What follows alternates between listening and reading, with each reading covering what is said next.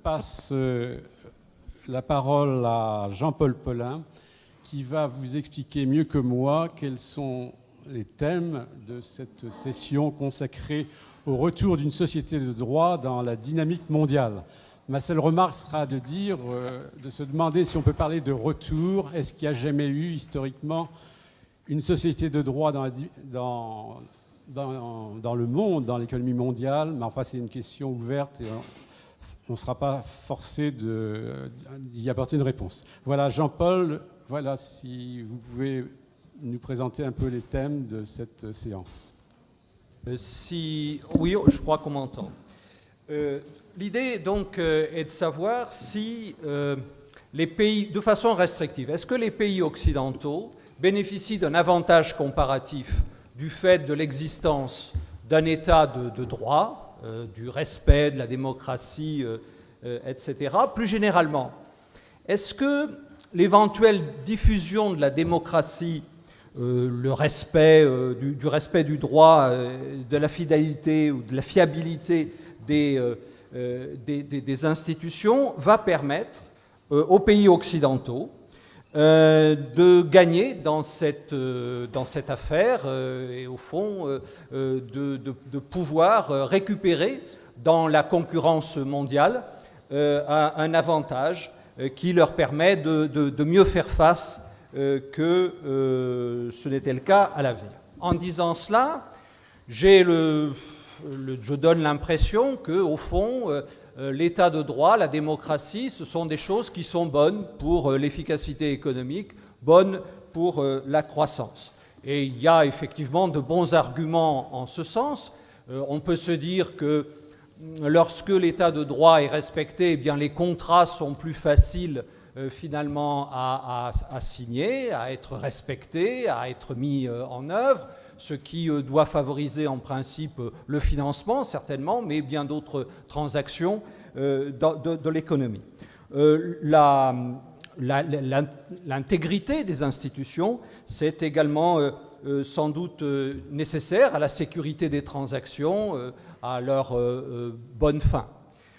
Quant à la démocratie, elle a également, d'un point de vue économique, un certain nombre d'avantages. D'abord, le fait que lorsqu'il y a démocratie, l'expropriation arbitraire, par exemple, est plus difficile, est rendue plus difficile.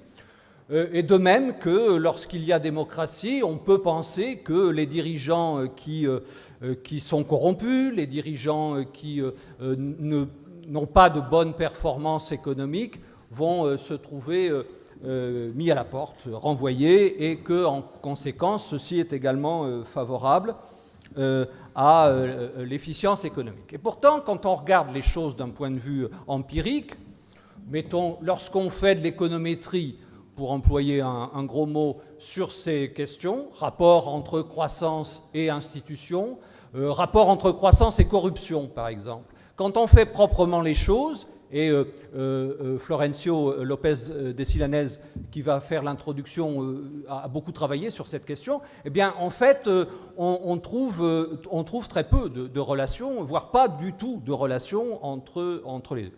Plus simplement, nous savons bien qu'il existe un certain nombre de pays émergents qui ne sont pas des modèles en termes de démocratie ou en termes d'intégrité de leurs institutions, qui ont des performances de croissance absolument remarquables. Comment cela se fait ?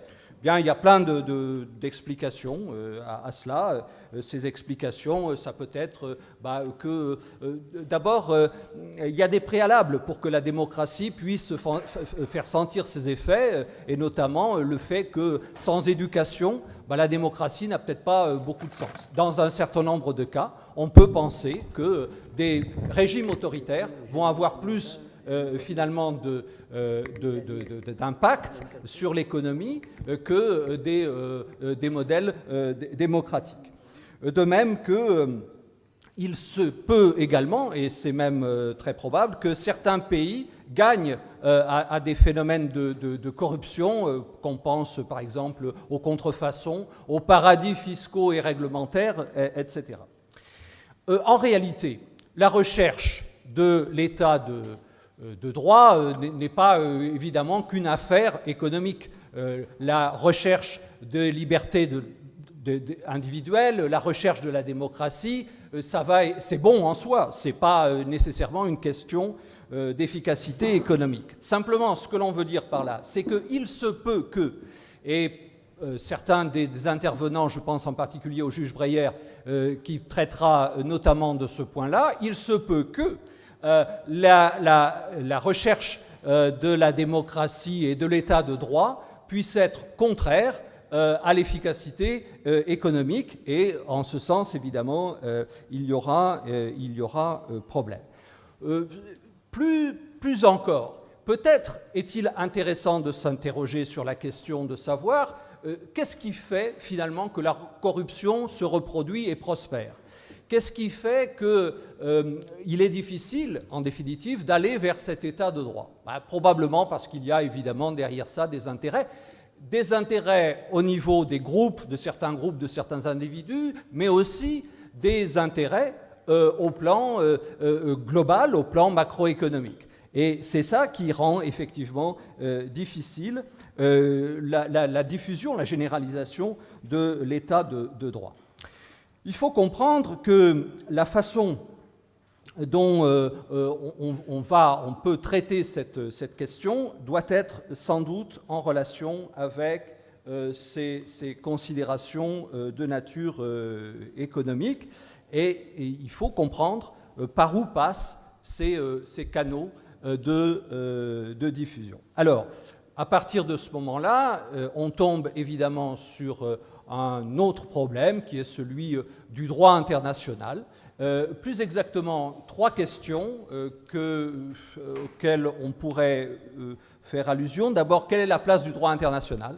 Le droit, au départ, c'est une question de nation, il s'ancre dans des préférences nationales. Comment peut-on faire en sorte que se généralise l'état de droit, alors que nous avons besoin, du fait même de la mondialisation, d'un droit international? Deuxième question, comment se construit le droit international? Est-ce que c'est par une concurrence des normes, comme nous le disent les libéraux par exemple, ou est-ce qu'il faut plus que cela, étant entendu que la concurrence entre droits nationaux, ça peut conduire aussi au moins 10 ans juridiques. Enfin, troisième question, parmi les systèmes de droit, on a beaucoup débattu de la question de l'opposition entre ce qu'on appelle le common law, c'est-à-dire un régime juridique fondé sur la jurisprudence, et le civil law, c'est-à-dire un droit qui est écrit, comme c'est le cas notamment en Europe continentale.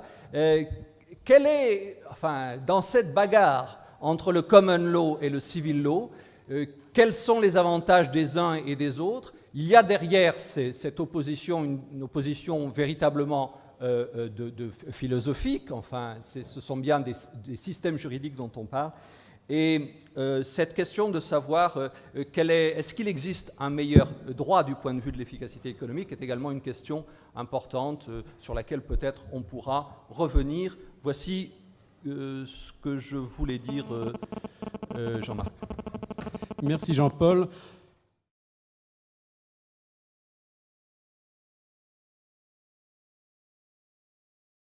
Alors maintenant, je vais très brièvement présenter nos interlocuteurs, les membres du panel qui, comme dans une bonne distribution d'opéra, sont des gens qui ont des expériences et des tessitures de voix extrêmement différentes.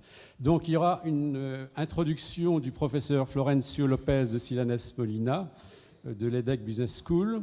Ensuite, Frank Vogel de Transparency International ouvrira les débats. Je vous rappelle que Transparency International est maintenant acquis une véritable célébrité en établissant notamment un classement mondial des États les plus corrompus, des moins corrompus vers les...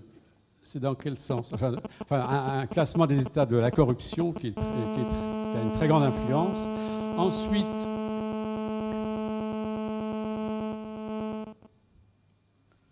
ça sera, merci, Ivailo Kalfin, qui est député au Parlement européen et qui est député de la Bulgarie et qui vous exposera son expérience des liens entre, disons, en quoi la croissance, la prospérité d'un pays a avantage à reposer, disons, sur un état de droit. Ensuite, on a la chance d'avoir le procureur national anti-mafia à Rome, M. Pietro Grasso. On a également la chance d'avoir l'un des 9 juges suprêmes de la Cour, de la Cour suprême des États-Unis. Je vous rappelle que les juges sont nommés à vie aux États-Unis, c'est vous dire, les juges de la Cour suprême, c'est dire l'importance de ces personnalités. Ensuite, on aura M. Ronnie Abraham, qui est l'un des 15 juges de la Cour internationale de justice, dont je vous rappelle que c'est la Cour placée sous l'égide des Nations Unies. Ensuite, on aura monsieur... excusez-moi de peut-être pas très bien prononcer votre nom, Sunji Yanai, du tribunal international du droit de la mer qui siège à Hambourg et qui lui-même est d'origine japonaise. Et le dernier interlocuteur sera M. Georges Terrier qui parlera, disons, au nom des praticiens du droit et des entreprises qu'il représente. Voilà, sans plus tarder, donc, je passe maintenant la parole au professeur Florencio Lopez de Silenes Molina. Merci beaucoup. Je vais utiliser mes 7 minutes pour essayer de mettre un petit peu dans le cadre où est-ce qu'on est au niveau des déterminants de développement et surtout la question de las institutions et le capital humain. Alors, dans ces 7 minutes, je voudrais faire une révision très, très rapide de nos travaux avec mes collègues américains sur 3 travaux différents, avec 3 graphes différents que j'espère qu'on arrivera à voir. OK? Alors, mais si on me coupe avant, je vais vous dire seulement les 3 conclusions que je pense qu'on a pour nos sujets. La première, dont je ne vais pas parler beaucoup parce que tous les juristes vont parler beaucoup plus, c'est que les institutions, et surtout les institutions de droit, sont importantes pour la croissance, sont une base, mais ils ne sont pas tout. Alors, deuxième conclusion, c'est qu'au-delà des institutions, et ça c'est l'ingrédient important qu'on trouve comme nouveau dans nos travaux, c'est le capital humain, alors l'éducation, qui est une source fondamentale de la croissance et qui contribue en fait à améliorer le reste des institutions. Et troisièmement, qui est plus particulier, c'est qu'on est arrivé à trouver quel type de capital est le plus puissant, et c'est en fait le capital humain des entrepreneurs, de ces gens qui savent organiser la production, qui c'est la partie la plus importante, ou une partie très importante pour exprimer les différences de croissance parmi les pays et parmi les régions dans un pays. Okay? Donc ça, c'est les 3 conclusions. Alors, si je peux, je vais commencer par la première partie. Je vais avoir 3 parties alors.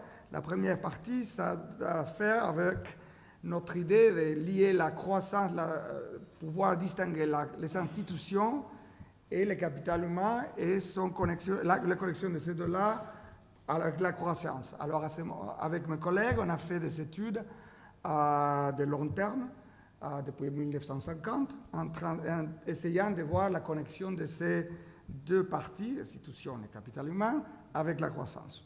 Alors, on a trouvé que, oui, les institutions de droit sont importantes, surtout les droits et les relations de la vie économique. Okay? Ils expliquent une partie importante des différences de la croissance, mais nos résultats indiquent surtout que c'est le capital humain, c'est l'éducation, qui est la source fondamentale de la croissance. Alors, si je pouvais avoir le premier graphe, mais peut-être qu'il ne sera pas là. Il ne sera pas là, OK. Alors, je vais vous narrer un petit peu l'idée. Et on a trouvé que depuis 1950, si on suit la croissance des pays, on a vu que les pays, en fait, sortent de la pauvreté, consolident une croissance plus durable, et après arrive à améliorer les institutions mêmes quand on investit dans une politique de capital humain pour augmenter le capital humain. Parfois, ces politiques sont en fait, si on peut passer à la transparence après, parfois ces politiques, alors le timing c'est parfait, parfois les politiques sont en fait amenées par des dictateurs, ok? Et c'est là que je vais utiliser la Corée du Nord et la Corée du Sud. C'est un exemple vraiment au point, parce qu'en fait, c'est ce qu'on trouve, c'est qu'on ne peut pas nier que les Corées étaient les mêmes jusqu'à 1950, et on voit en 1950, ils avaient à peu près le même niveau d'institution politique, ça veut dire les contraintes qu'on met dans les présidents. Okay? Mais après, ils commencent à diverger. Les deux sont des dictatures entre 1950 et 1990. Et 1980, pardon. Mais on voit comme les dictateurs de Corée du Sud ont décidé d'investir dans le capital humain. Okay? Et par contre, ceux de Corée du Nord n'ont fait pas exactement la même chose. Et quand on regarde en 1980, on trouve que la Corée du Sud, qui était aussi pauvre que la Corée du Nord d'avant, a un niveau de revenus à peu près 2-3 fois, 2 fois et demi supérieur que la Corée du Nord. Après, avec cette capital humain, la Corée du Sud est devenue démocratique. Mais ça, c'est après, pas avant. Okay? Alors ça, c'est la première partie. Alors les institutions sont importantes, mais l'accumulation de capital humain, c'est important. Évidemment, on a des résultats économétriques, je ne veux pas vous en parler dans ces 7 minutes. Alors c'était l'idée numéro 1. Idée numéro 2, c'est nos travaux qu'on commence à faire, si on passe à la transparence suivante. Nos travaux qu'on commence à faire pour aller au-delà des données nationales et essayer de trouver ce qu'il y a au plus profond de la croissance. Alors on commence à voir des données au niveau régional, ça veut dire les différentes provinces dans chaque pays dans le monde. Alors on a 2000 provinces, 2000 régions dans le monde, dans chaque pays. Et ce que vous voyez là, dans les graphes là, c'est la corrélation, disons, partielle qu'on voit entre les niveaux de revenus dans chaque province, chaque pays, chaque point c'est une province, et le niveau de capital humain, d'éducation. Okay? Et on voit, dans le panel d'avant, qu'en fait, la seule variable qui peut expriquer la grande variance, en fait, 38% de la variance des revenus dans un pays, dans la région de pays, c'est le capital humain. Le reste n'arrive pas aussi loin. Je vous ai mis 2 exemples là. Alors, c'est le capital humain, et on est bien dans un contexte spécial, parce que dans chaque pays, on a les mêmes institutions à peu près. Okay? C'est pour ça que c'est important, c'est le capital humain qui tire la balle. Okay? 3e point, parce que j'ai 2 minutes, okay? On passe au 3e graphe, s'il vous plaît. C'est pour essayer d'avoir, mes collègues qui vont parler de corruption vont être intéressés. Je vais ajouter à ça, est-ce que l'éducation peut nous aider aussi pour distinguer l'efficacité, pas seulement des entreprises et de la croissance économique, mais aussi dans les services publics ou le gouvernement. Okay? Alors, dans ces graphes-là, c'est ce qu'on a fait, c'est un nouveau expériment qu'on a fait. On a envoyé 10 lettres dans chaque pays au monde, 10 lettres avec des fausses adresses. Et on s'attend à que la poste de chaque pays nous retourne les lettres à Boston. Okay? Et alors, on a attendu 1 an, okay? Et on a trouvé une variation incroyable. Okay? Seulement 1/3 des lettres ont arrivé. Okay? Et on voit qu'au-dessus des niveaux de moyens de production, etc., on a une fonction de production qu'on a fait pour chaque poste, okay? Des ressources. Mais au-delà de là, c'est le capital humain. Okay? Et surtout le capital humain des professionnels qui organisent la production, qui expriment au-dessus des niveaux de ressources, qui expriment l'efficacité de la poste. Alors c'est un expériment assez intéressant parce que ça nous met de l'autre côté et évite l'idée que c'est seulement que le gouvernement ne fonctionne pas parce que c'est la corruption qui explique tout. C'est au niveau de toutes ces institutions, il y a le capital humain de leurs organisateurs de la production qui est vraiment un composant important. Alors ça devient que l'éducation, c'est peut-être quelque chose qu'on devrait essayer de pousser beaucoup plus. Alors, il y a 3 conclusions seulement, okay? Et des 3 graphes, mais vous le savez. Et si on regarde des pays qui sont comme la France ou l'Espagne, qui ont à peu près les mêmes institutions, okay? On se rend compte qu'on ne peut pas exprimer les différences de croissance de ces 2 pays ou des autres pays, sinon, si on ne met pas dans l'équation la différence de capital humain. Alors, peut-être que la France en sort mieux, parce qu'il a un capital humain beaucoup plus large, okay? Mais même si les institutions sont aussi bonnes ou aussi mauvaises, je vous laisse ça pour vous dire. Alors, c'est pour sortir de la pauvreté, on trouve que le capital humain, c'est quelque chose qui peut nous aider à améliorer toutes les institutions et à améliorer la croissance.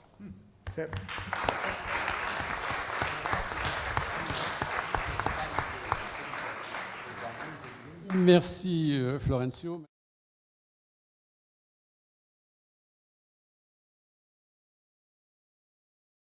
Maintenant, je vais donner la parole à Franz Vogel, comme je vous le disais, l'un des cofondateurs de Transparency International. Frank. Thank you very much. Good evening, ladies and gentlemen. Over the last 20 years, I have worked to help build a global organization dedicated to speaking truth to power. Sorry, can you hear me? I'm so sorry. Let me start. Over the last 20 years, I've worked to build a global organization that tries to speak truth to power. We operate in over 100 countries. In more than 40 of those countries, my colleagues, my friends, face daily personal threats. Their offices may be bombed, they may be imprisoned, they face many personal threats and they soldier on. They do so because we will win this fight against corruption. In a book that I've written that comes out very soon called Waging War on Corruption, I trace a journey from the fall of the Berlin Wall to the rise of the Arab Spring. And fundamentally, it is an optimistic story. But let me put this in context this evening. My friend Ngozi, the finance minister of Nigeria, once told the story of a young lady in Nigeria called Rose. Ngozi said, Rose came from a poor rural family. She couldn't purchase some class notes at university, and as a result, her professor started to give her low grades. The professor then asked for other favors, which she refused, and soon Rose was thrown out of the university. Ngozi thought at first that this was an isolated case, but she did some research. And she found, to her absolute horror, that this kind of corruption is pervasive, that the rot had set in much of education in Nigeria. Ladies and gentlemen, the crimes of corruption are not abstract issues. Every time an official steals from the public purse, somebody suffers. Every time an official is a villain, then there is a victim. And there are millions of young people like Rose. Transparency International seeks to track perceptions of corruption, the level of corruption, and to understand corruption. The scale of the current problem is enormous. At the end of 2011, Transparency International's Global Corruption Barometer did a global survey of over 100,000 people in 30 countries. We found that of all the people surveyed, 1 in 4 said that they had paid a bribe for public services in the previous year. They had paid bribes for healthcare. They paid bribes for education. And most of all, they found, according to the survey, that they paid bribes to get along with the police. Since 1995, we have tracked perceptions of corruption across the world in what we have called our Corruption Perception Index. We look at corruption in 183 countries. The results are quite terrible. In the great majority of those countries, we find that the level of perceived corruption, the abuse of power by government officials for their personal gain, is very high indeed. The countries that rank absolutely worst of all are Venezuela, Haiti, Iraq, Sudan, Turkmenistan, Uzbekistan, Afghanistan, Myanmar, North Korea, and absolutely at the bottom, Somalia. The drivers of corruption are greed, arrogance, and opportunity. Opportunity is enhanced by secrecy. Corruption is not confined to any particular culture. The mixture of money and politics is toxic everywhere. And in most countries, there is a sense that deals are done constantly with government officials in ways that obviously steal from the public. My own country, the United States, is not immune. When the Supreme Court, in the Citizens United case decision, struck down the ban on corporate expenditure to influence federal elections, 5 justices, and I'm very proud to say that I'm on this panel with Justice Breyer, who voted the right way, but 5 justices radically changed our political system. Free speech is for sale in the United States to smear politicians who seek to serve the public, to distort public perceptions. The 2012 election, now in process, will involve a record spending of well over $2 billion. A lot of that money will come from people who can remain anonymous, and you can bet that they will seek something in return for their large contributions. Nevertheless, I'm confident that in the US and in many other countries, we will seek to overturn the corruption that is pervasive. More generally, we find that where there are bribe takers, there are, of course, bribe payers. And the scales of the fortunes of corrupt leaders is something that we are bringing to light more and more, together with very courageous investigative journalists. Ladies and gentlemen, the law is the key to changing things. The success of efforts to curb corruption on a sustainable basis, nationally and internationally, will depend on the existence of strong and independent legal systems. Transparency International has fought for 20 years for many, many laws in many countries. Now is the challenge of enforcing the law. Ladies and gentlemen, we will win because there is a new phenomenon. We saw it in the Arab Spring. We see it through social media. We see that people are fighting for their personal dignity, they're overcoming fear, and they are standing up. They are standing up to join a cause for anti-corruption, for human rights, for democracy, and for the rule of law. Finally, let me just remind you of a quote that was used at the Nobel Prize Award at the end of last year. It comes from James Baldwin. James Baldwin said that we should all stand on the right side of history. Ladies and gentlemen, the right side of history is fighting corruption, and I hope you stand with us. Thank you.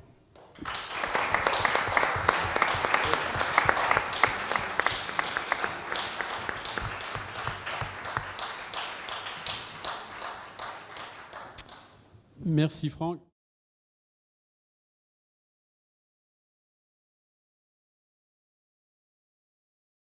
Maintenant, nous allons avoir 3 regards nationaux sur ces problèmes. Et tout d'abord, je passe la parole à Ivailo Kalfin, qui va nous parler au nom de la Bulgarie. Merci.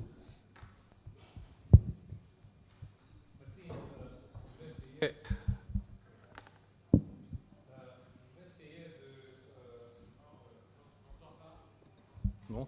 Est-ce que ça va maintenant? Oui.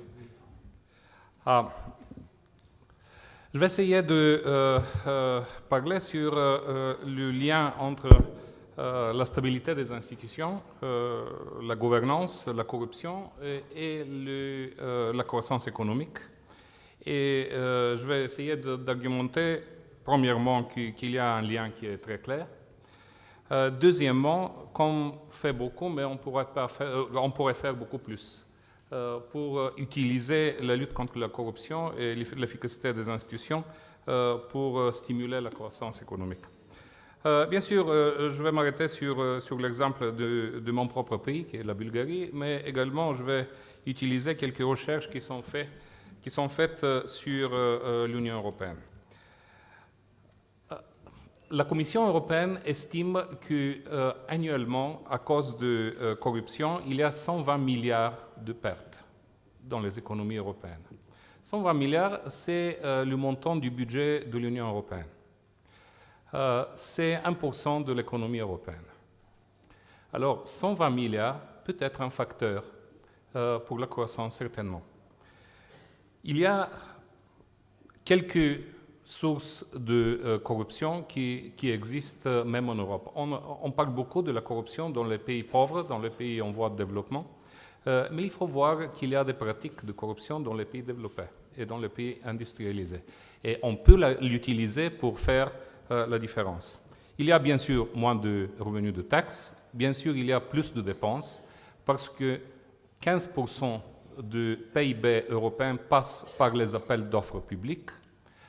Et s'il y a des procédures corrompues, c'est-à-dire que les dépenses augmentent, mais aussi il y a l'environnement économique et l'environnement pour les investissements directs.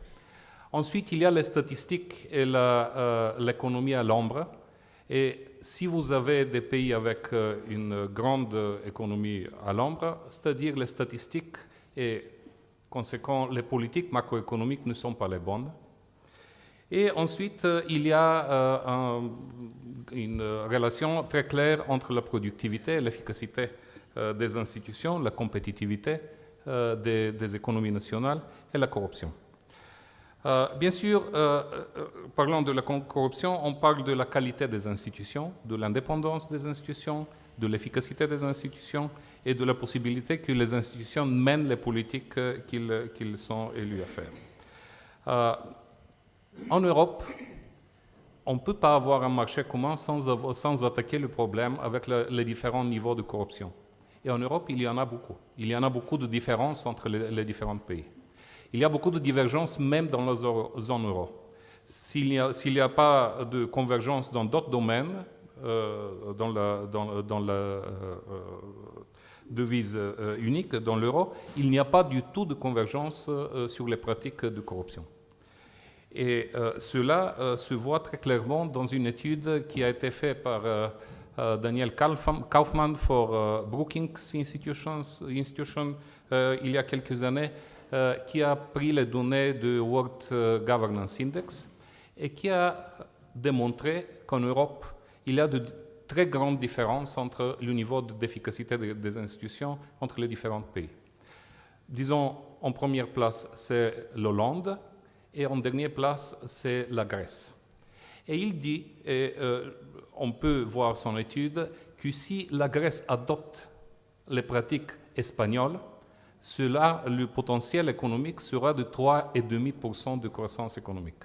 Et si l'Espagne adopte les pratiques en Hollande, ça veut dire encore 3,5% de croissance économique. C'est-à-dire, au sein de l'Union européenne, il y a un potentiel qui est très large de faire des institutions qui sont beaucoup plus efficaces et qui aident au développement économique. Il y a beaucoup de mesures qui sont prises au niveau national, mais il y a assez peu de mesures qui sont prises au niveau européen. Et ce que l'on peut dire, c'est que dans les dernières années seulement, l'Union européenne a commencé à s'occuper de la corruption d'une manière cohérente. D'abord, pour la Bulgarie et la Roumanie, il y a un mécanisme de coopération et de vérification, comme on a des problèmes avec le système judiciaire. Deuxièmement, l'efficacité des institutions et surtout la lutte contre la corruption et la criminalité organisée sera l'un des critères pour les futurs élargissements. Troisièmement, ce qui est très important, dès 2013, la Commission européenne va commencer à publier des rapports sur la corruption au niveau national, avec des facteurs et avec l'explication quels sont les problèmes au niveau national et qu'est-ce qu'il faut faire pour adopter une approche qui est commune pour tout le monde.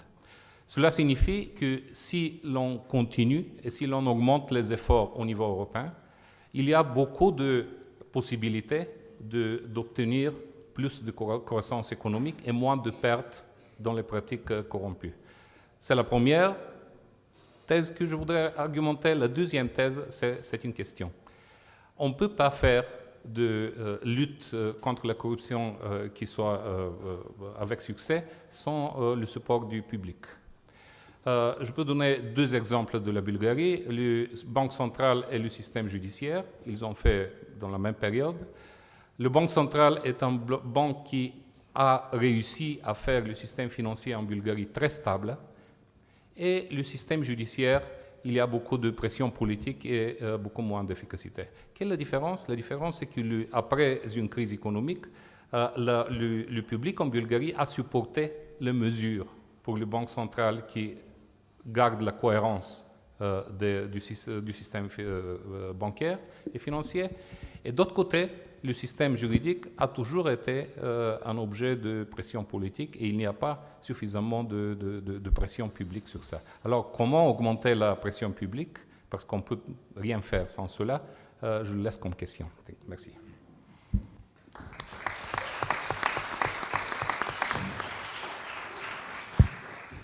Merci.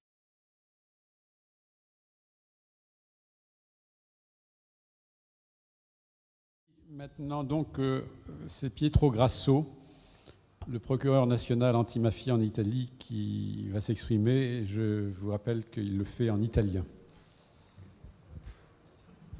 Voilà.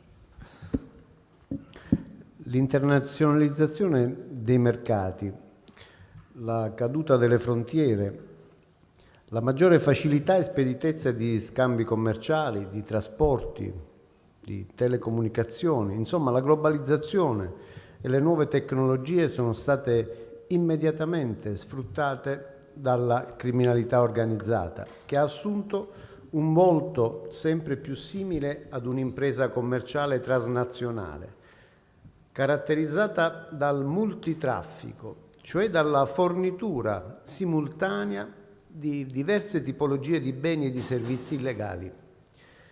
Non più solo stupefacenti, la cui domanda ed offerta, peraltro sovvertendo ogni legge economica, si rincorrono sempre in aumento, o non più armi ed esplosivi, ma i mercati hanno creato oggi nuove opportunità criminali, come la tratta di esseri umani, il traffico di rifiuti, di merci contraffatte, di marchi falsi, di opere d'arte, di organi, traffico di minori, la pirateria marittima, i reati informatici, il cybercrime e così via. La criminalità organizzata si è dunque diversificata raggiungendo proporzioni macroeconomiche e conquistando una portata globale. Le merci illegali sono prodotte in un continente, vengono trasportate e trafficate attraverso un altro per poi essere commerciate e consumate in un terzo continente. Le mafie italiane si sono saldate operativamente con altre formazioni criminali straniere e sono divenute al giorno d'oggi un vero problema transnazionale, una minaccia alla sicurezza, all'autorità e alla gestione del governo degli Stati, in special modo nei paesi colpiti da povertà e conflitti. Il crimine fomenta la corruzione, si infiltra nelle imprese e nella politica, ostacola lo sviluppo, il potere rischia così di finire nelle mani di coloro che agiscono al di fuori della legge. È noto che ogni attività illecita genera denaro che poi viene riciclato, nascosto, reimpiegato. Il profitto, il denaro è la ragion d'essere del crimine organizzato. Portarglielo via è la soluzione, ma trovarlo è il problema. Il denaro della criminalità organizzata non puzza, non ha odore e non riposa mai. Corre veloce, cambia posto di continuo e quando si ferma è divenuto irriconoscibile. Profuma di fresco e di pulito, lavato e rilavato dopo decine di transazioni. Ricompare in circolo come una linfa vitale per sempre nuovi affari. Rintracciarlo nei forzieri dove sta in ammollo prima di finire nella centrifuga degli scambi e degli acquisti, delle cessioni e delle vendite è la sfida del nuovo millennio. L'economia criminale è protesa verso la conquista illegale di spazi di potere economico e inquina il tessuto produttivo e gli assetti istituzionali dei paesi in cui opera. In un sistema corrotto non c'è più spazio per la libera concorrenza. Saltano le regole, i valori sono falsati, si creano posizioni dominanti, le istituzioni subiscono effetti che non governano e in definitiva non c'è vero sviluppo perché non c'è innovazione, non c'è crescita. Il denaro delle mafie si apposta comodo nei settori più moderni del mercato, dall'energia ai rifiuti, e sconvolge anche lì le regole, creando monopoli o oligopoli, massimizza il profitto a dispetto della qualità e taglia fuori dal gioco chi avrebbe le carte in regola per parteciparvi. Secondo il Fondo Monetario Internazionale, il denaro sporco muove tra i 3 e il 5% del PIL del pianeta, pari a una cifra che oscilla tra i 600 e i 1.500 miliardi di dollari solo negli USA. In Italia, secondo la Banca Centrale, l'industria del riciclaggio produce un fatturato di 150 miliardi di euro, il 10% del PIL, che è dei 1.500 miliardi di euro. Al pari dei profitti provenienti dal crimine organizzato, anche l'evasione fiscale e la corruzione producono effetti negativi sul corretto funzionamento dell'economia. Le stime diffuse da Transparency International fanno ammontare a 50-60 miliardi di euro l'anno i costi della corruzione in Italia. Pur con le debite riserve, trattandosi, come abbiamo sentito, di stime raccolte attraverso interviste sulla percezione della corruzione, si tratta comunque di somme rilevanti, equivalenti ad una manovra finanziaria. In Italia il Parlamento sta per approvare una nuova legge anticorruzione e il governo del Presidente Monti va nella giusta direzione, limitando l'uso del contante, aumentando la tracciabilità delle transazioni, accendendo un faro sui beni di lusso, sanzionando penalmente le dichiarazioni mendaci o gli atti falsi presentati al fisco, potenziando i flussi di informazioni finanziarie che confluiscono all'Agenzia delle Entrate. Insomma, ha avviato un'operazione di trasparenza e di giustizia diretta a far emergere e sanzionare severamente evasori e corrotti. Recenti indagini mostrano come sempre più difficile è perseguire la corruzione, perché ha perso la sua dimensione bilaterale di accordo, di sinallagma, in cui corruttore e corrotto si scambiano vantaggi o denaro, per assumere una condizione circolare in cui più soggetti, con una metodologia operativa propria della criminalità organizzata, entrano in rete senza scambi diretti, ma solo concessioni di atti e vantaggi monodirezionali che poi finiscono alla chiusura del cerchio per compensarsi tra di loro. È una strategia difficile da smascherare e colpire, che impone il ricorso anche a mezzi investigativi più sofisticati di quelli che oggi i codici penali e di procedura penale consentono e che la legge mette a disposizione anche di magistratura e forze di polizia che combattono i crimini della criminalità organizzata. In Italia si è attuata in via prioritaria la strategia dell'aggressione ai patrimoni della criminalità organizzata sia con strumenti giuridici connessi al processo e alla responsabilità penale, sia con delle misure di prevenzione di carattere patrimoniale fondate sulla pericolosità del soggetto. I risultati raggiunti con questo sistema e attraverso l'opera di impulso e coordinamento della Procura Nazionale che dirigo sono eccezionali. Sono stati sequestrati negli ultimi 4 anni beni mobili e immobili, aziende e imprese per un valore di oltre 40 miliardi di euro, confiscati beni per oltre 4 miliardi di euro che con una legge ad alto contenuto etico tramite un'agenzia nazionale vengono destinati all'utilità dei cittadini che si vedono restituito ciò che il mafioso ha tolto. Il problema di più difficile soluzione è però convincere gli Stati ad adottare norme e strategie comuni ed omogenee per perseguire reati e patrimoni criminali ovunque si trovino. Senza una cooperazione piena che sfrutti le nuove tecnologie e utilizzi gli strumenti giuridici per un coordinato sviluppo delle indagini collegate, non si potrà mai realizzare alcun successo. Le differenze fra le legislazioni penali aprono varchi sperati alle organizzazioni criminali proprio sul tema del sequestro e delle confische dei patrimoni illeciti. La cooperazione fra gli Stati incontra le maggiori e sembra insuperabili difficoltà.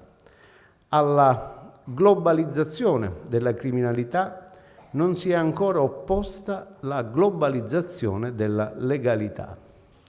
Le organizzazioni criminali di statura internazionale in un mondo ormai senza frontiere si sono con semplici accordi spartiti compiti, mercati, rotte, zone di influenza e per la straordinaria capacità di accumulare enormi ricchezze e quindi enorme potere e di inquinare e condizionare le istituzioni, se non si adotteranno al più presto idonee contromisure da parte della comunità internazionale, queste organizzazioni finiranno per distruggere l'economia, per inquinare la politica, per costituire un pericolo per la democrazia moderna. Grazie.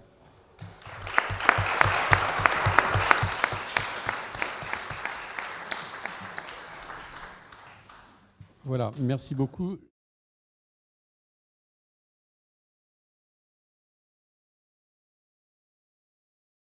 Maintenant, je passe la parole à Stephen Breyer de la Cour suprême des États-Unis qui va pas nous parler de corruption, mais des droits fondamentaux de l'homme et des droits de propriété.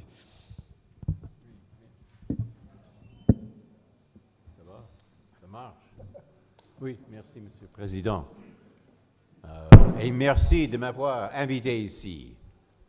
Il est très beau ici. Il y a le soleil qui brille dehors. Il y a aussi de la musique, mais nous sommes dedans.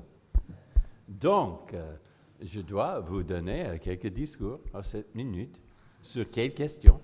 La question, il faut se souvenir de ce que je suis juriste. Je ne suis pas économiste.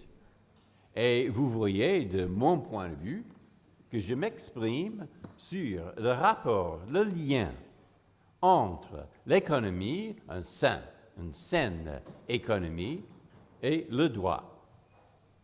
Vraiment, je ne sais pas exactement la réponse, parce que je n'ai pas étudié ça comme mon voisin, M. Lopez de Silanés. Néanmoins, je peux esquisser 3 grandes lignes. Première ligne, c'est la question que vous m'avez posée. C'est une question de disposition spécifique et particulière d'une constitution. Est-ce que le contenu fait une différence?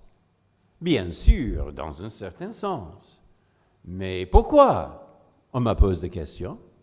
Est-ce qu'il y a une si grande différence entre la protection donnée par ce document aux libertés fondamentales des personnes physiques et la liberté de la propriété et des personnes morales? Est-ce qu'il y a une telle différence dans la Constitution des États-Unis? Je dirais, sans controversie, mais je dirais que oui. Mais certainement, il y a des dispositions qui protègent la propriété. Par exemple, on ne peut pas enfreindre les obligations des accords. Aussi, si le gouvernement saisit une propriété privée pour un usage public, il faut donner une compensation équitable. Mais les 2 grandes dispositions protectrices de la liberté, une assurance de l'égalité devant la loi, une assurance que le gouvernement ne déprive n'importe quelle personne de la vie, de la liberté, de la propriété, sans un processus équitable. Mais il applique à la propriété, par une moyenne bien différente. Si un juge a devant lui un texte qui peut-être déprive quelqu'un de cette liberté personnelle de la vie, il regarde ce texte, il examine ce texte d'une manière bien scrupuleuse pour déterminer si il est vraiment nécessaire. Mais si c'est un texte qui déprime quelqu'un de la propriété, cette examination est bien moins scrupuleuse. C'est une examination pour trouver pas une nécessité, mais une rationalité. Et comme d'habitude, la grande plupart des textes qui se concernent avec la propriété, ils vont réussir à cet examen. Et pourquoi? Pourquoi cette différence? La raison reste dans le fond de la Constitution. Parce que ce document n'est pas un document qui dit aux personnes que faire. C'est un document qui trace aussi les limites, les frontières. Quelles frontières? Les frontières qui donnent des garanties de la démocratie, qui protègent certaines libertés fondamentales, qui insistent sur une division et une séparation des pouvoirs pour que personne ne vienne trop puissante, qui insistent sur une certaine égalité entre les personnes et qui garantit un état de droit. Voilà les grandes lignes. Mais ils sont des frontières. Et qui sommes-nous? Nous sommes les polices de la frontière. Et la vie à la frontière n'est pas agréable toujours. Oui, j'ai entendu un programme de radio quand j'étais petit. C'est un police de la frontière au Canada. Très froide, difficile. Est-ce que l'avortement est dedans ou dehors? Est-ce que cette question que Monsieur de Transparency International a posée, est-ce qu'il est dedans ou dehors? Ces questions sont difficiles. Et la vie à la frontière est difficile, mais il faut se souvenir de ce que c'est une frontière. Cela soit une frontière. Et entre ces frontières, il y a un grand espace, un grand champ d'action. D'action pour qui? Pour le peuple. Par quels moyens? Par la démocratie.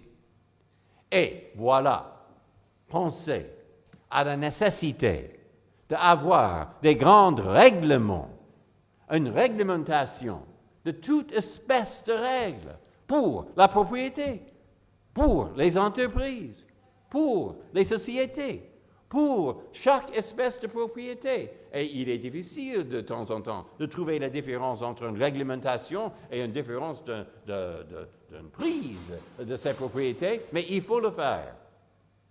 Parce que dans cette grande champ d'action, où c'est le peuple qui décide, la grande moitié des sujets sont sur la propriété. Donc, dans l'affaire de santé que je viens de considérer avec les autres, une grande affaire de santé, et il y a toute espèce de questions techniques. Mais la grande question là, c'est une affaire, la santé, qui concerne quoi? Économie, société, c'est social, ce n'est pas expression, ce n'est pas du tout la vie privée. Donc, pour moi, ce n'est pas surprenant que le tribunal, la Cour, a décidé que c'est au peuple, par le législateur élu, qu'on va décider des questions. Ça ne veut pas dire du tout que c'est un texte intelligent, nécessaire ou même pratique.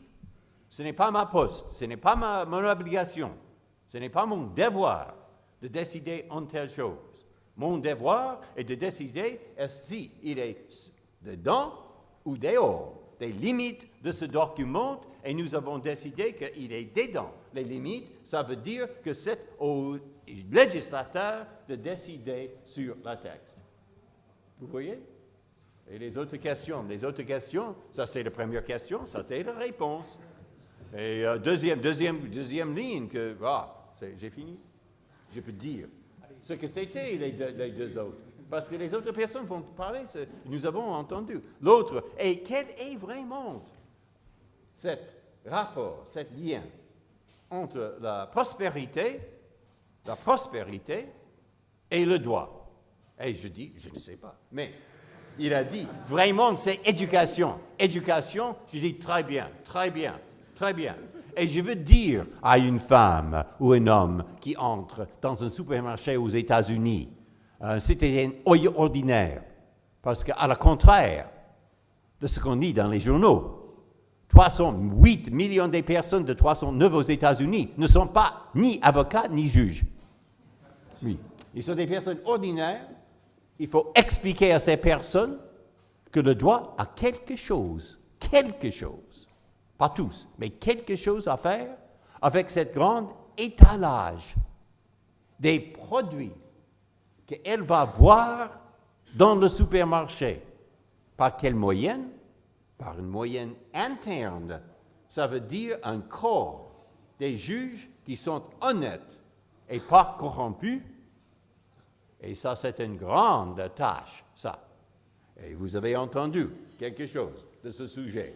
C'est un excellent sujet et c'est une grande tâche. Un aspect externe.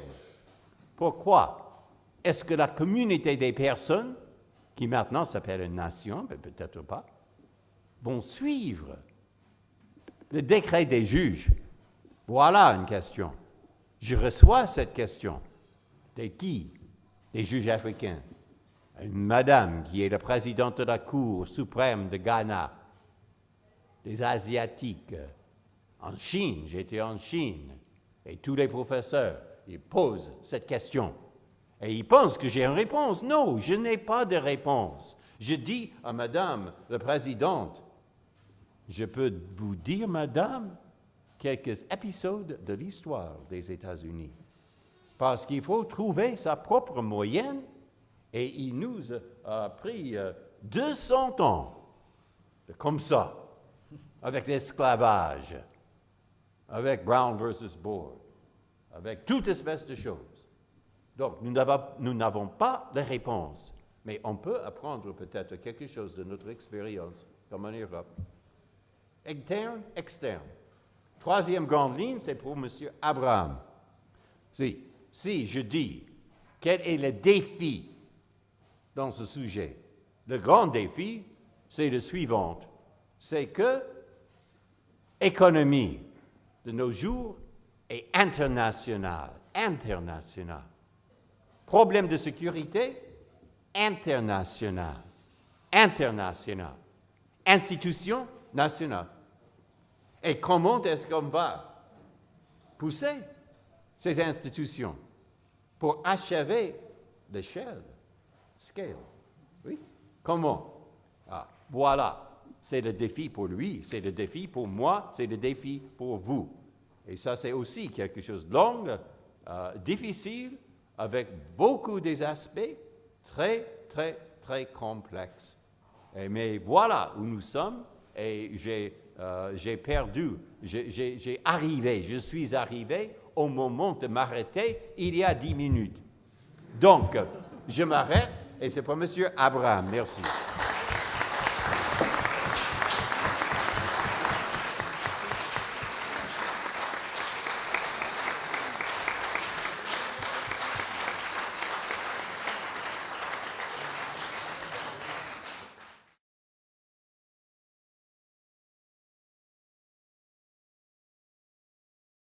Ronnie Abraham. Je note simplement que les deux prochains exposés vont nous mener dans l'univers des cours internationales de justice et des tribunaux internationaux. Merci. Merci beaucoup. C'est difficile de parler après le juge Breyer, naturellement, et je ne suis pas sûr du tout d'être capable de relever le défi qu'il m'a amicalement lancé. Dans la société internationale, comme dans les sociétés nationales, il y a des règles et il y a des juges. Et les juges sont en principe chargés de faire respecter les règles.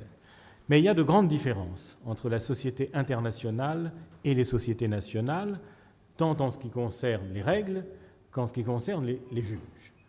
En ce qui concerne les règles, on a fait allusion tout à l'heure à la grande division entre le droit civil et les traditions de common law. À beaucoup d'égards, le droit international dépasse cette césure ou cette opposition entre la common law et la civil law. On peut dire que le droit international est par nature, par nécessité, une sorte de langage commun qui doit dépasser ces clivages et ces frontières. Et puis on sait que le droit international a plusieurs composantes. Il est en grande partie un droit coutumier, un droit non écrit, et de ce point de vue-là, il rappelle la common law britannique, mais il est aussi en grande partie un droit écrit, le droit des traités, le droit des accords internationaux, le droit des règlements qui sont édictés par les institutions internationales, qui peuvent être des textes très longs, très détaillés. Donc le droit international est aussi en grande partie un droit écrit, et à cet égard, il peut faire songer aux traditions de droit civil, de droit romain. Bref, je ne crois pas qu'on puisse appliquer de façon simple la séparation entre la common law et la civil law au droit international, même si de temps à autre on voit ressurgir des traditions différentes, y compris dans l'élaboration même des normes internationales. En ce qui concerne les juges, je dirais que là, l'originalité de la société internationale est encore plus marquée. Car ce qu'il faut bien comprendre dès le départ, c'est que la justice internationale se trouve en présence d'une situation tout à fait spécifique, c'est que ces sujets, c'est-à-dire les États, ces justiciables, ont une particularité, c'est que ce sont des entités souveraines. C'est délicat d'avoir un justiciable qui est en même temps un souverain, car la définition de la souveraineté, c'est qu'on ne peut pas imposer à l'entité souveraine une obligation à laquelle elle n'aurait pas, d'une manière ou d'une autre, consenti. La base de la juridiction internationale, c'est le consentement des États. Ils doivent avoir consenti à la juridiction, ils ne peuvent pas être soumis à l'autorité d'un juge s'ils ne l'ont pas accepté, ou pas nécessairement pour une affaire déterminée. Ils peuvent avoir accepté à l'avance de se soumettre à l'autorité d'un juge pour une catégorie d'affaires, pour un ensemble de différents futurs. Mais en tout cas, d'une manière ou d'une autre, tout juge international doit d'abord vérifier le consentement des États qui se présentent devant lui avant de pouvoir exercer sa juridiction. Et c'est une différence essentielle avec les sociétés nationales.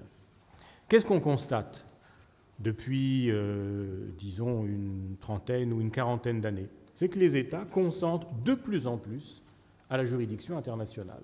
C'est qu'ils créent même de nouveaux tribunaux internationaux dans des domaines particuliers, auxquels ils donnent naissance, auxquels ils donnent vie, et dont ils reconnaissent la compétence et l'autorité à leur égard.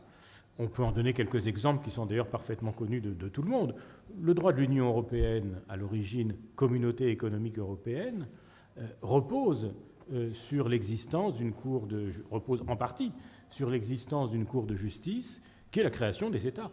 La Cour de justice de Luxembourg n'existerait pas si les États qui ont conclu le traité de Rome n'avaient pas voulu qu'il y ait un tribunal international chargé d'arbitrer leurs différends, de surveiller la manière dont les uns et les autres appliquent leurs obligations juridiques. Au sein de l'OMC, il y a un mécanisme de règlement des différends, un organe de règlement des différends, auquel les États ont consenti en élaborant ou en adhérant au traité fondateur de l'OMC. Et ce mécanisme est un mécanisme judiciaire ou quasi-judiciaire. Il est dans les mains de juristes indépendants qui peuvent connaître des différends entre les États et trancher avec une portée obligatoire. De plus en plus nombreux sont les traités internationaux au cours de ces dernières décennies qui comportent ce qu'on appelle une clause compromissoire, c'est-à-dire une disposition qui donne compétence à la Cour internationale de justice ou à un tribunal arbitral ou à d'autres juridictions internationales pour connaître des différends qui pourraient à l'avenir surgir entre les États parties. Et ainsi, les États, à l'avance, acceptent de se soumettre à l'autorité d'un juge international. Chose encore plus surprenante, on pourrait dire à première vue, quand le juge international rend sa sentence et qu'il condamne un État à faire, à ne pas faire, à ne plus faire, à défaire, dans l'écrasante majorité des cas, l'État qui a perdu son procès exécute la décision du juge. Dans l'écrasante majorité des cas. Alors on pourrait se demander pourquoi.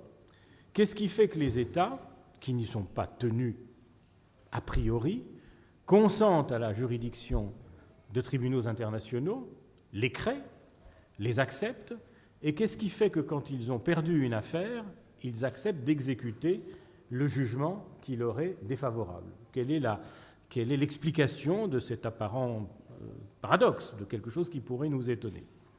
Il y a deux explications possibles. Je ne sais pas quelle est la bonne, elles sont sans doute vraies l'une comme l'autre, dans des proportions que chacun pourra apprécier. La première explication est une explication d'ordre moral. Elle repose sur une philosophie ou sur des valeurs. Les États consentent à la primauté du droit que traduit le rôle du juge, parce que c'est bien, parce qu'il faut le faire, parce que ça correspond aux valeurs d'une société démocratique. Et naturellement, les États démocratiques sont toujours les premiers à consentir à la juridiction internationale. Et les opinions publiques concourent parfois à cette position en faisant pression sur les gouvernements en faveur de la reconnaissance de la compétence d'un tribunal international. C'est une explication qui a sans doute une part de vérité, mais je crois que ce n'est pas la seule et probablement ce n'est pas la plus importante. Je crois que l'explication essentielle, c'est que les tribunaux, les États, dans l'ensemble, considèrent que c'est dans leur intérêt de consentir à la juridiction internationale, au moins dans une certaine mesure. C'est dans leur intérêt, pourquoi ? Parce qu'ils considèrent qu'une société internationale régulée par le droit fonctionnera finalement davantage au bénéfice des États qui en font partie, qui en sont les membres, qu'une société où les seuls rapports de force vont régler les rapports entre les sujets de droit. C'est dans l'intérêt des États de consentir d'une part à la règle elle-même et ensuite à ce que cette règle soit appliquée par un juge. Certes, un État peut ne pas y avoir intérêt dans une affaire en particulier. Et en particulier, quand il perd un procès, son intérêt immédiat n'est pas d'exécuter l'arrêt. Mais il le fera tout de même, parce qu'il considère que, globalement, c'est son intérêt que le système fonctionne de cette façon-là. Parce qu'il pense que s'il a perdu ce procès, il en gagnera d'autres. Il pense aussi que s'il n'exécute pas la sentence qu'il a condamnée, un autre État pourra ne pas exécuter de son côté et que ça sera à son détriment. Je pense finalement donc que la société internationale progresse dans le sens d'une société de droit, mais il ne faut pas se faire d'illusions. Quand les intérêts fondamentaux ou les intérêts vitaux d'un État sont en cause, il est rare qu'il consente à la juridiction et il n'est pas rare, en revanche, qu'il s'en retire lorsqu'il estime qu'il en va vraiment de son intérêt. Mais globalement, je crois que la société internationale va dans le sens d'une société de droit. Et finalement, je crois que ma conclusion personnelle, c'est qu'il n'y a pas de contradiction entre les intérêts des États et les progrès de l'État de droit dans l'ordre international. Conclusion peut-être trop optimiste, mais je la maintiens. Merci.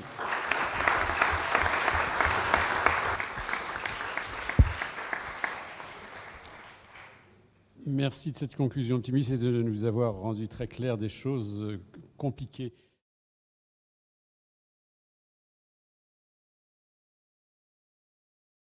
Maintenant, on va passer, disons, à presque une étude de cas, c'est-à-dire du droit de la mer, et je passe la parole à M. Sunji Yanai du Tribunal international du droit de la mer à Hambourg.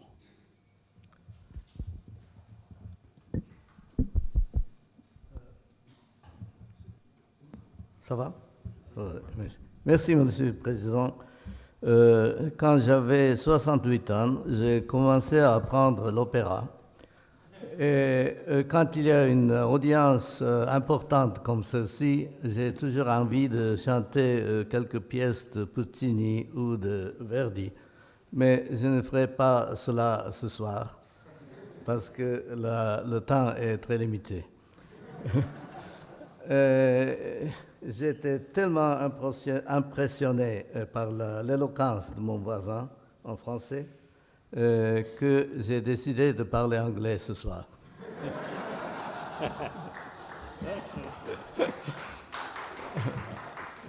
Thank you. Let me make a short, brief presentation on the work of the International Tribunal for the Law of the Sea, which I represent and which has its seat in Hamburg. As you know, our tribunal was established under the UN Convention on the Law of the Sea in 1996. So our history is much, much shorter than the International Court of Justice, which is represented by Judge Abraham.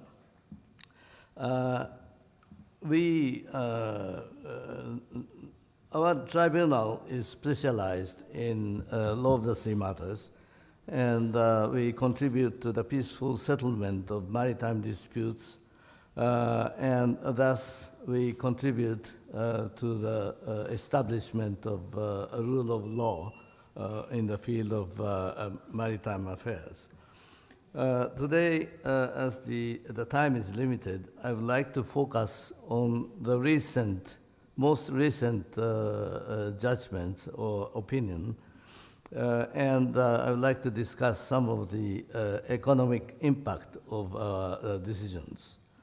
Under the UN Convention on the Law of the Sea, there is a rather complicated dispute settlement system.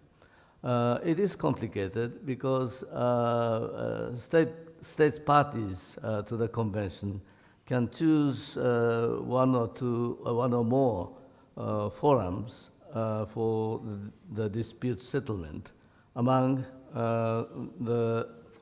the International Tribunal for the Law of the Sea, the International Court of Justice, and arbitration. So it is complicated, but it is also flexible because state parties to dispute have the choice of a forum for the settlement of disputes.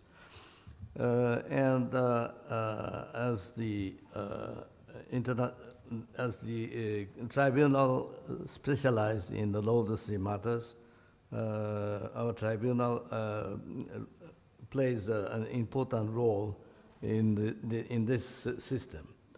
As to the recent decisions, I would like to touch upon the advisory opinion of the Seabed Dispute Chamber of our tribunal, which was given last year in February.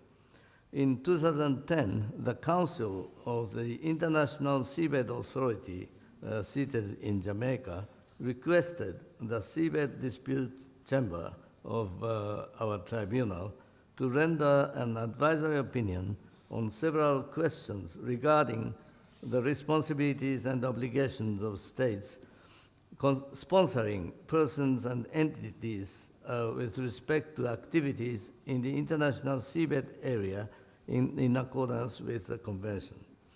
Many states parties to the convention, the International Seabed Authority, and other international organizations expressed their views by way of written or oral statements. The Chamber, after having examined these views, delivered its advisory opinion on the 1st February 2011, a little less than 9 months after the request was submitted. In its advisory opinion, the Chamber explained the nature and extent of the responsibilities and obligations of a sponsoring state and gave guidance as to the necessary and appropriate measures which a sponsoring state must take. These measures include the enactment of national laws and also the taking of precautionary approaches in order to protect the marine environment.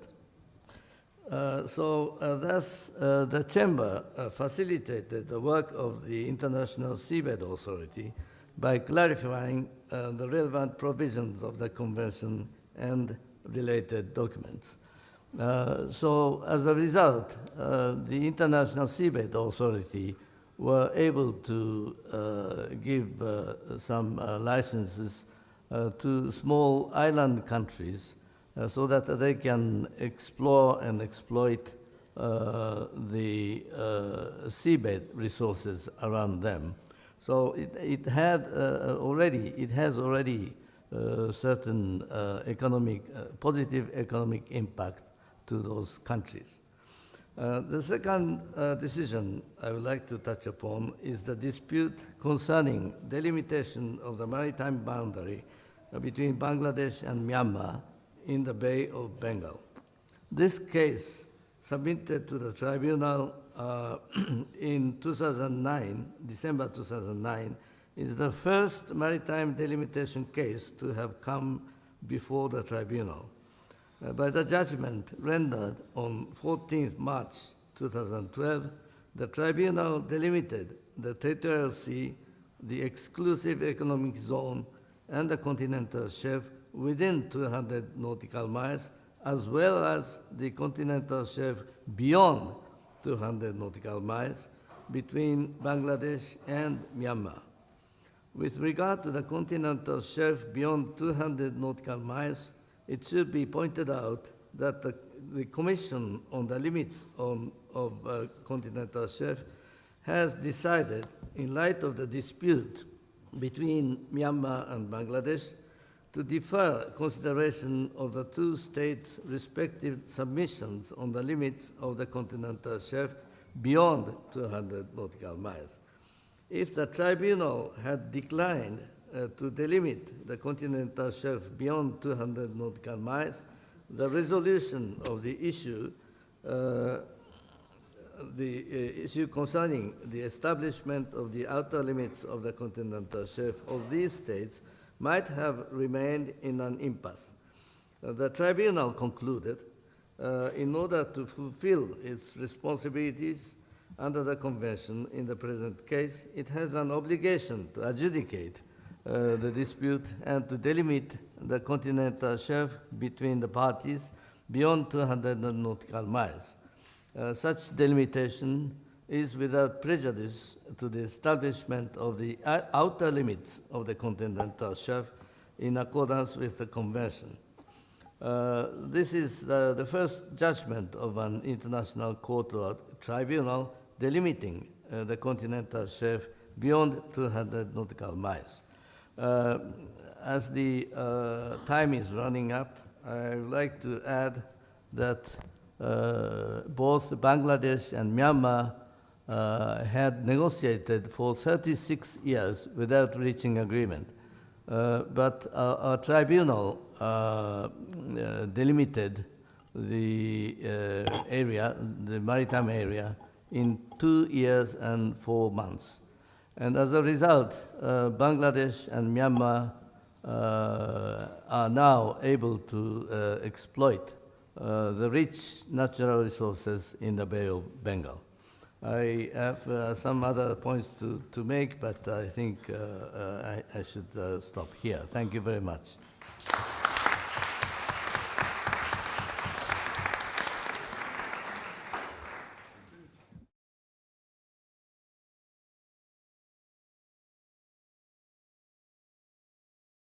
Maintenant, on va passer, disons, à presque une étude de cas, c'est-à-dire du droit de la mer, et je passe la parole à M. Sunji Yanai du Tribunal international du droit de la mer à Hambourg.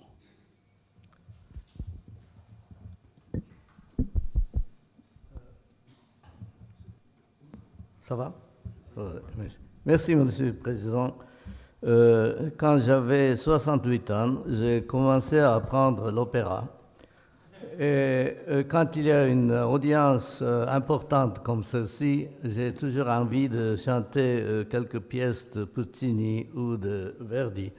Mais je ne ferai pas cela ce soir, parce que le temps est très limité. J'étais tellement impressionné par l'éloquence de mon voisin en français que j'ai décidé de parler anglais ce soir.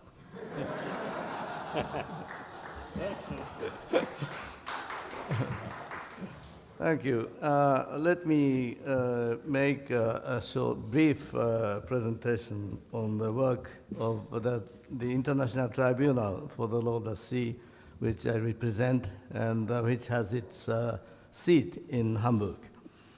As you know, our tribunal was established under the UN Convention on the Law of the Sea in 1996. So our history is much, much shorter than the International Court of Justice, which is represented by Judge Abraham.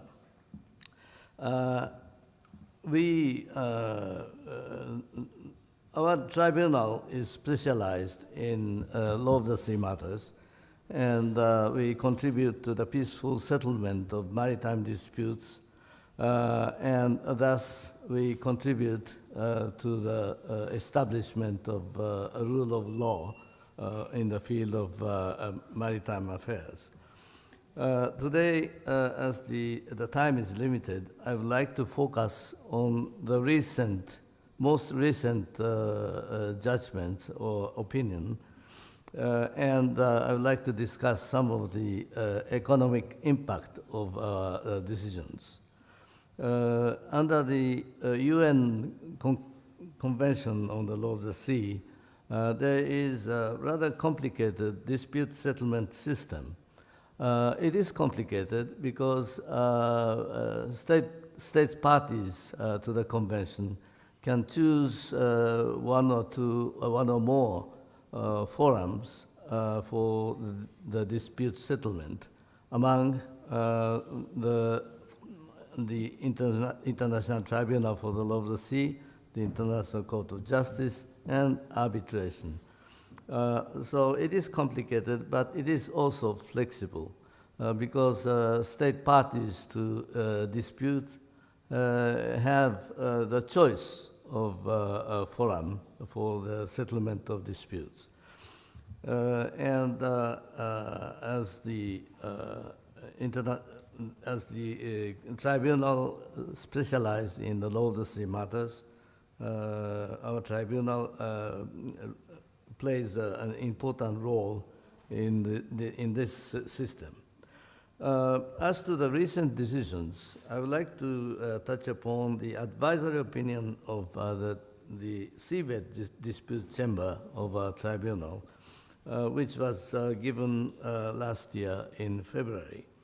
In 2010, the Council of the International Seabed Authority, seated in Jamaica, requested the Seabed Dispute Chamber of our tribunal to render an advisory opinion on several questions regarding the responsibilities and obligations of states sponsoring persons and entities with respect to activities in the international seabed area in accordance with the convention. Many states parties to the convention, the International Seabed Authority, and other international organizations expressed their views by way of written or oral statements. The Chamber, after having examined these views, delivered its advisory opinion on the 1st February 2011, a little less than 9 months after the request was submitted. In its advisory opinion, the Chamber explained the nature and extent of the responsibilities and obligations of a sponsoring state and gave guidance as to the necessary and appropriate measures which a sponsoring state must take. These measures include the enactment of national laws and also the taking of precautionary approaches in order to protect the marine environment. Thus, the Chamber facilitated the work of the International Seabed Authority by clarifying the relevant provisions of the Convention and related documents. So as a result, the International Seabed Authority were able to give some licenses to small island countries so that they can explore and exploit the seabed resources around them. So it has already certain positive economic impact to those countries. The second decision I would like to touch upon is the dispute concerning delimitation of the maritime boundary between Bangladesh and Myanmar in the Bay of Bengal. This case, submitted to the tribunal in 2009, December 2009, is the first maritime delimitation case to have come before the tribunal. By the judgment rendered on 14th March 2012, the tribunal delimited the territorial sea, the exclusive economic zone, and the continental shelf within 200 nautical miles, as well as the continental shelf beyond 200 nautical miles between Bangladesh and Myanmar. With regard to the continental shelf beyond 200 nautical miles, it should be pointed out that the Commission on the Limits of Continental Shelf has decided, in light of the dispute between Myanmar and Bangladesh, to defer consideration of the two states' respective submissions on the limits of the continental shelf beyond 200 nautical miles. If the tribunal had declined to delimit the continental shelf beyond 200 nautical miles, the resolution of the issue concerning the establishment of the outer limits of the continental shelf of these states might have remained in an impasse. The tribunal concluded, in order to fulfill its responsibilities under the Convention in the present case, it has an obligation to adjudicate the dispute and to delimit the continental shelf between the parties beyond 200 nautical miles. Such delimitation is without prejudice to the establishment of the outer limits of the continental shelf in accordance with the Convention. This is the first judgment of an international court or tribunal delimiting the continental shelf beyond 200 nautical miles. As the time is running up, I would like to add that both Bangladesh and Myanmar had negotiated for 36 years without reaching agreement.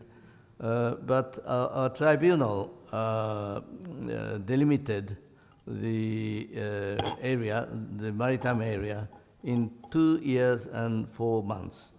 And as a result, Bangladesh and Myanmar are now able to exploit the rich natural resources in the Bay of Bengal. I have some other points to make, but I think I should stop here. Thank you very much.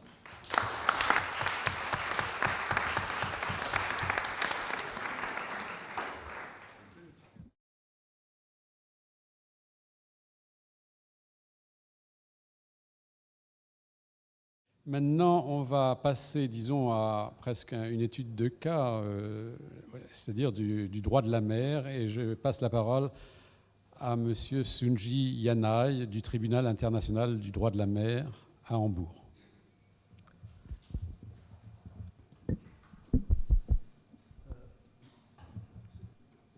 Ça va? Merci, Monsieur le Président. Quand j'avais 68 ans, j'ai commencé à apprendre l'opéra. Et quand il y a une audience importante comme celle-ci, j'ai toujours envie de chanter quelques pièces de Puccini ou de Verdi. Mais je ne ferai pas cela ce soir, parce que le temps est très limité. J'étais tellement impressionné par l'éloquence de mon voisin en français que j'ai décidé de parler anglais ce soir.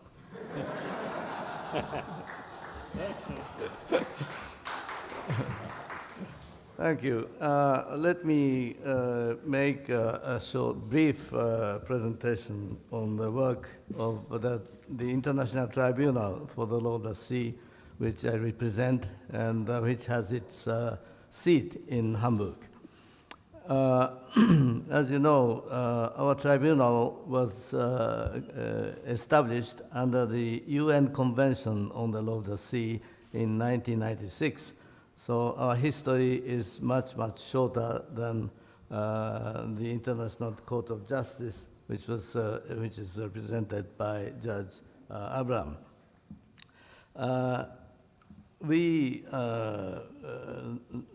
Our tribunal is specialized in law of the sea matters, and we contribute to the peaceful settlement of maritime disputes, and thus we contribute to the establishment of a rule of law in the field of maritime affairs.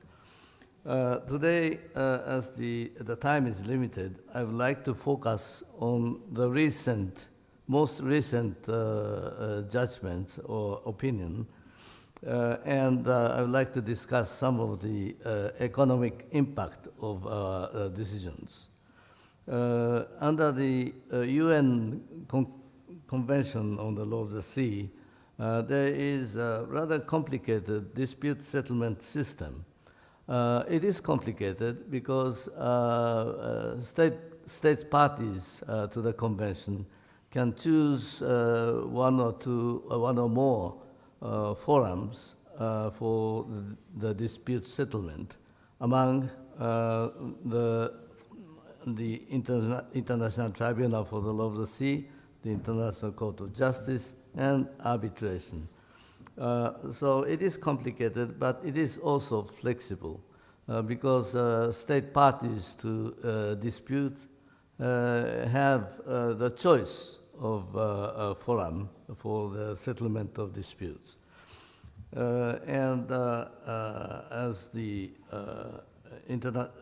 As the tribunal specialized in the law of the sea matters, our tribunal plays an important role in this system.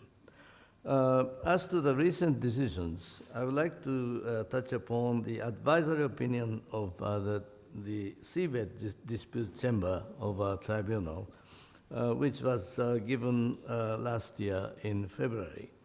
In 2010, the Council of the International Seabed Authority, seated in Jamaica, requested the Seabed Dispute Chamber of our tribunal to render an advisory opinion on several questions regarding the responsibilities and obligations of states sponsoring persons and entities with respect to activities in the international seabed area in accordance with the convention.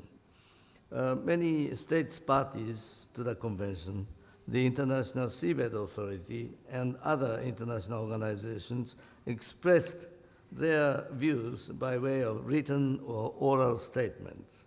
The Chamber, after having examined these views, delivered its advisory opinion on the 1st February 2011, a little less than 9 months after the request was submitted. In its advisory opinion, the Chamber explained the nature and extent of the responsibilities and obligations of a sponsoring state and gave guidance as to the necessary and appropriate measures which a sponsoring state must take. These measures include the enactment of national laws and also the taking of precautionary approaches in order to protect the marine environment. Thus, the Chamber facilitated the work of the International Seabed Authority by clarifying the relevant provisions of the Convention and related documents. So as a result, the International Seabed Authority were able to give some licenses to small island countries so that they can explore and exploit the seabed resources around them. So it has already certain positive economic impact to those countries. The second decision I would like to touch upon is the dispute concerning delimitation of the maritime boundary between Bangladesh and Myanmar in the Bay of Bengal. This case, submitted to the tribunal in 2009, December 2009, is the first maritime delimitation case to have come before the tribunal. By the judgment rendered on 14th March 2012, the tribunal delimited the territorial sea, the exclusive economic zone, and the continental shelf within 200 nautical miles, as well as the continental shelf beyond 200 nautical miles between Bangladesh and Myanmar. With regard to the continental shelf beyond 200 nautical miles, it should be pointed out that the Commission on the Limits of Continental Shelf has decided, in light of the dispute between Myanmar and Bangladesh, to defer consideration of the two states' respective submissions on the limits of the continental shelf beyond 200 nautical miles. If the tribunal had declined to delimit the continental shelf beyond 200 nautical miles, the resolution of the issue concerning the establishment of the outer limits of the continental shelf of these states might have remained in an impasse. The tribunal concluded, in order to fulfill its responsibilities under the Convention in the present case, it has an obligation to adjudicate the dispute and to delimit the continental shelf between the parties beyond 200 nautical miles. Such delimitation is without prejudice to the establishment of the outer limits of the continental shelf in accordance with the Convention. This is the first judgment of an international court or tribunal delimiting the continental shelf beyond 200 nautical miles. As the time is running up, I would like to add that both Bangladesh and Myanmar had negotiated for 36 years without reaching agreement. But our tribunal delimited the area, the maritime area, in 2 years and 4 months. And as a result, Bangladesh and Myanmar are now able to exploit the rich natural resources in the Bay of Bengal. I have some other points to make, but I think I should stop here. Thank you very much.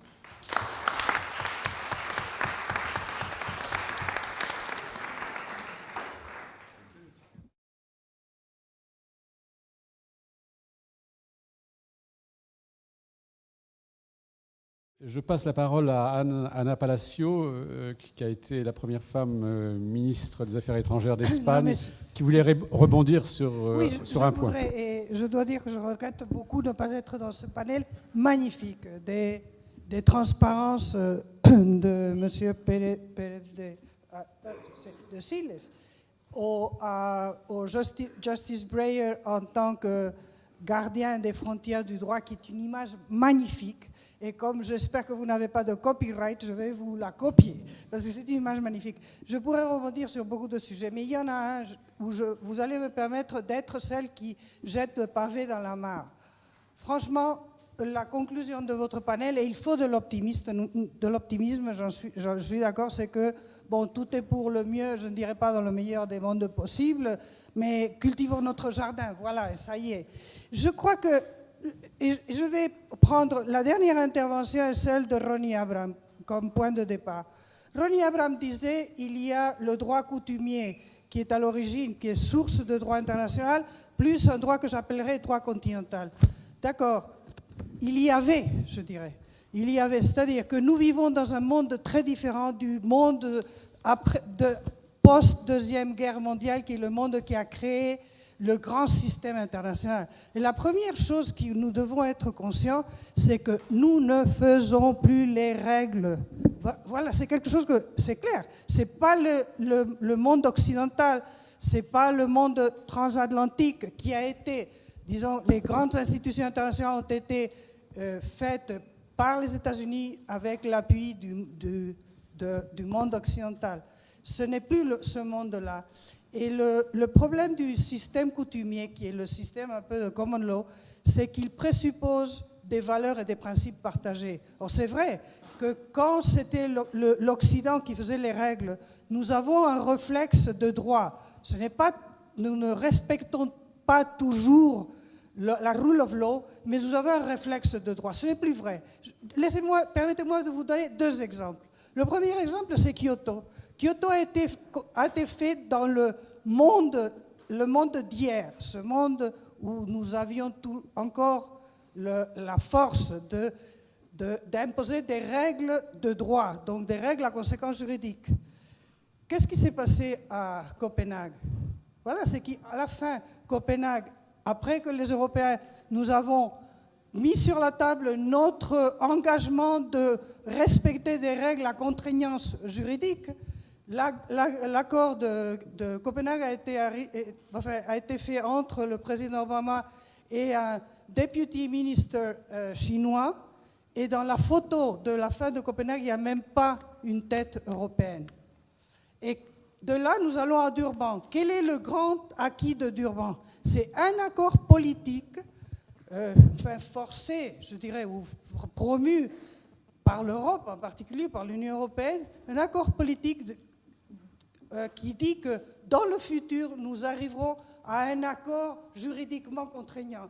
Il y a une fuite du droit. Il y a une tendance à fuir le droit. D'autres exemples, c'est on passe des Nations Unies au GX. Les GX, ce n'est pas des institutions. Nous en sommes responsables en partie parce que nous devrions nous rendre compte que si on ne met pas dans la governance de ces institutions post-Deuxième Guerre mondiale un reflet du monde d'aujourd'hui, il y aura encore une fuite de ces institutions. Deuxième exemple, le Venezuela, l'Argentine. Enfin, vous savez, vous avez parlé du respect des États. Enfin, pas ruling, mais les résolutions des tribunaux arbitraux du CIRDI, de ICSID, ils ne sont plus respectés. Et vous avez, il y a un mois, l'Argentine qui carrément confisque une propriété. Je crois qu'il faut donc être très vigilant. Et ma conclusion que je lance, et je sais que c'est très polémique et que c'est assez incorrect politiquement, c'est que nous devrions regarder de plus près l'approche de droit continental pour retrouver cette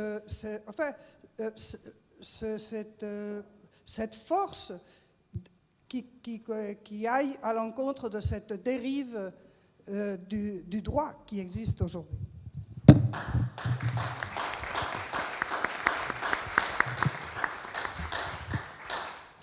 Voilà, je remercie tout le monde et nos intervenants tout particulièrement et le public de son attention.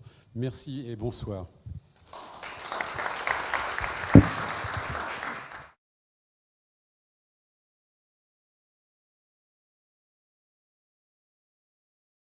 Je passe la parole à Ana Palacio, qui a été la première femme ministre des Affaires étrangères d'Espagne, qui voulait rebondir sur un point. Et je dois dire que je regrette beaucoup de ne pas être dans ce panel magnifique des transparences de M.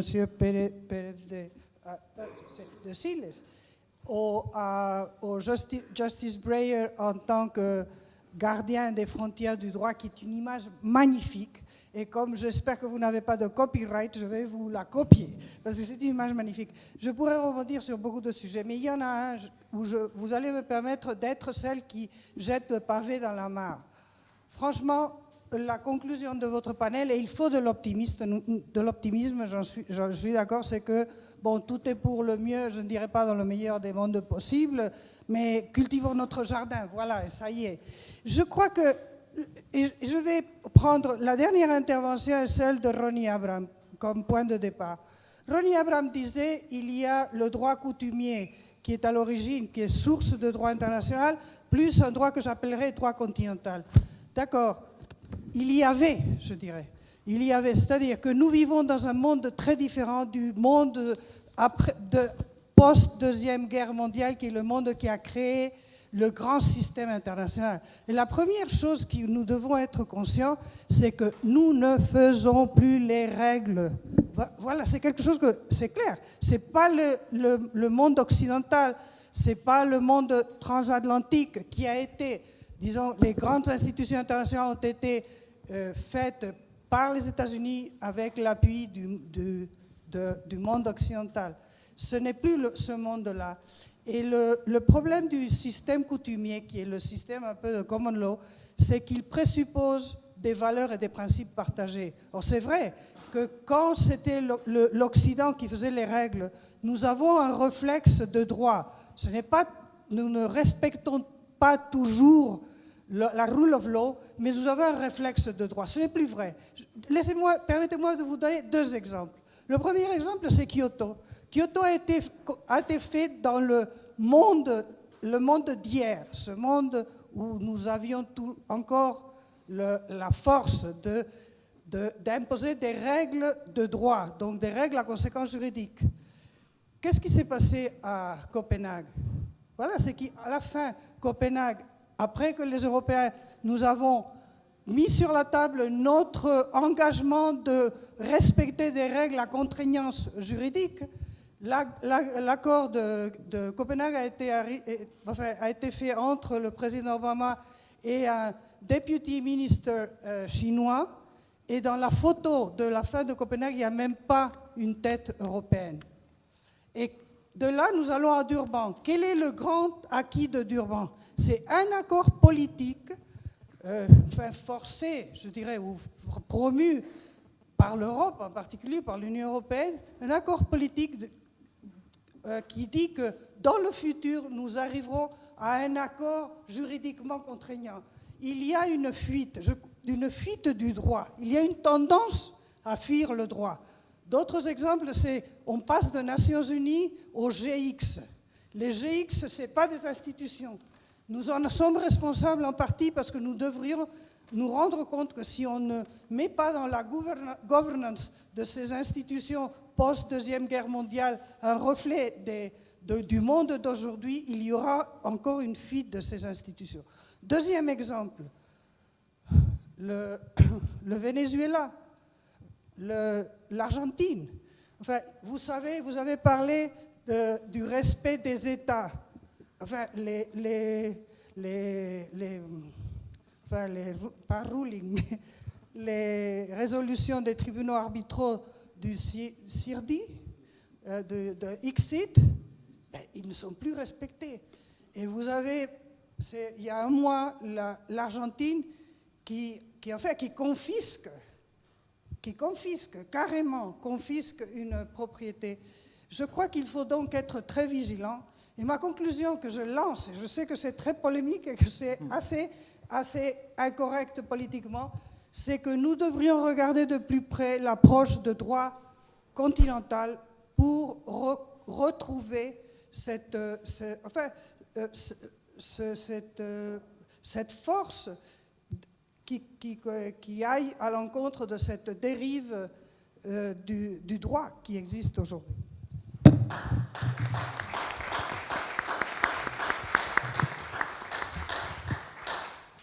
Voilà, je remercie tout le monde et nos intervenants tout particulièrement et le public de son attention. Merci et bonsoir.